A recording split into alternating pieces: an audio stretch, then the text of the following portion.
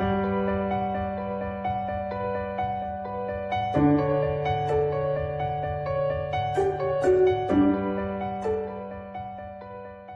Bapak Ibu Saudara-saudari yang terkasih. Bagaimana kabar Anda hari ini? Semoga dipenuhi dengan damai sejahtera dan sukacita yang melimpah. Pada saat ini kita diberikan kesempatan oleh Tuhan untuk bersama-sama merenungkan firman-Nya, untuk dijadikan sebagai bekal di dalam menjalani kehidupan sehari-hari.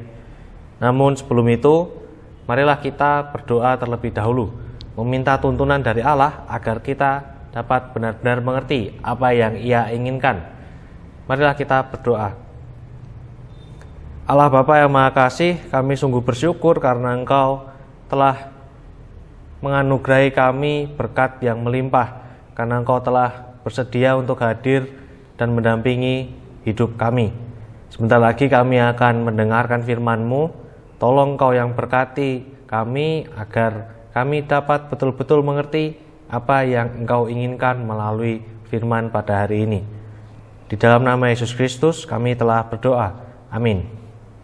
Bacaan kita pada hari ini itu terambil dari Yohanes 20 ayat yang pertama sampai yang kedua.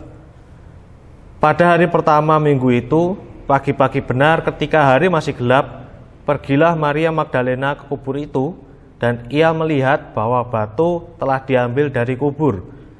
Ia berlari-lari mendapatkan Simon Petrus dan murid yang lain yang dikasihi oleh Yesus dan berkata kepada mereka, "Tuhan telah diambil orang dari kuburnya dan kami tidak tahu di mana ia diletakkan."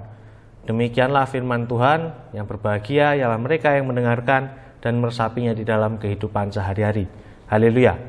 Bapak Ibu Saudara-saudari yang terkasih, saya ingat beberapa waktu yang lalu itu saya memimpin sebuah perayaan yang lumayan besar, tetapi saya hanya menggunakan sepatu sandal. Nah, waktu itu saya berangkat dari rumah itu bisa dibilang cukup buru-buru, jadi packing yang seharusnya sepatu itu masuk di dalam tas ternyata tidak ikut masuk dan lupa saya bawa. Dampaknya ya perayaan itu saya hadiri hanya seadanya saja, dan tentu itu kurang sopan dan tidak baik. Jadi waktu itu saya merasa sangat panik dan kesusu. Jadi saya gerusa-gerusu sehingga barang-barang yang seharusnya bisa saya bawa itu ternyata lupa saya bawa. Dari situ saya menyadari bahwa seringkali sikap gerusa-gerusu itu hanya akan membawa hal buruk dan tidak menguntungkan baik bagi diri saya maupun bagi sesama saya. Nah, bacaan kita pada hari ini sedikit banyak juga membahas tentang hal itu. Kalau kita lihat di ayat yang pertama, Maria Magdalena itu pergi ke kubur dan ia baru melihat batu telah diambil dari kubur. Jadi Maria itu belum masuk, belum mengecek di dalam kuburnya seperti apa, tapi hanya melihat dari luar. Kemudian ia langsung berlari mencari Simon Petrus dan murid Yesus yang lainnya. Kemudian berkata, "Kalau Tuhan telah diambil orang dari kuburnya dan kami tidak tahu di mana ia diletakkan." Jadi karena Maria ini sangat mengasihi Yesus, sangat mengagung-agungkan Yesus, kemudian ketika ia melihat ada sesuatu yang janggal, tentu sebagai seorang manusia dia menjadi panik. Adrenalinnya naik sehingga dia tidak bisa berpikir dengan jernih, yang akhirnya dia malah membawa informasi yang salah dan membuat murid yang lainnya itu panik. Informasi salahnya apa? Informasi salahnya adalah Tuhan telah diambil oleh orang lain dari kuburnya. Padahal seperti yang kita imani dan kita yakini bahwa Tuhan Yesus itu bangkit dari kubur, bukan dicuri. Jadi di sini Maria Magdalena itu memberikan sebuah informasi yang salah, karena Maria Magdalena itu panik dan gerusa-gerusu. Sama mirip seperti saya tadi, yang gerusa-gerusu berangkat ke suatu tempat, kemudian lupa membawa sepatu.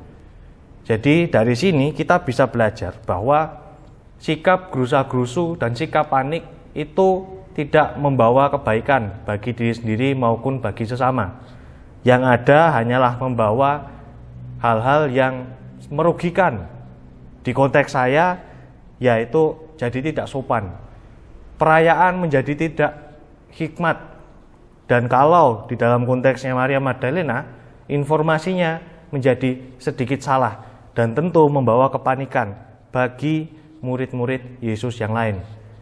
Semoga bacaan dan renungan kita hari ini itu menginspirasi kita, supaya ketika kita melakukan sesuatu itu tidak gerusa-gerusu, agar setiap yang kita lakukan itu dapat kita pikirkan dengan pikiran yang jernih, sehingga dapat menjadi berkat bagi diri sendiri, bagi sesama, bagi gereja, ataupun bagi sesama yang lain. Amin. Bapak, Ibu, Saudara-saudari yang terkasih, barusan kita telah mendengarkan firman Tuhan.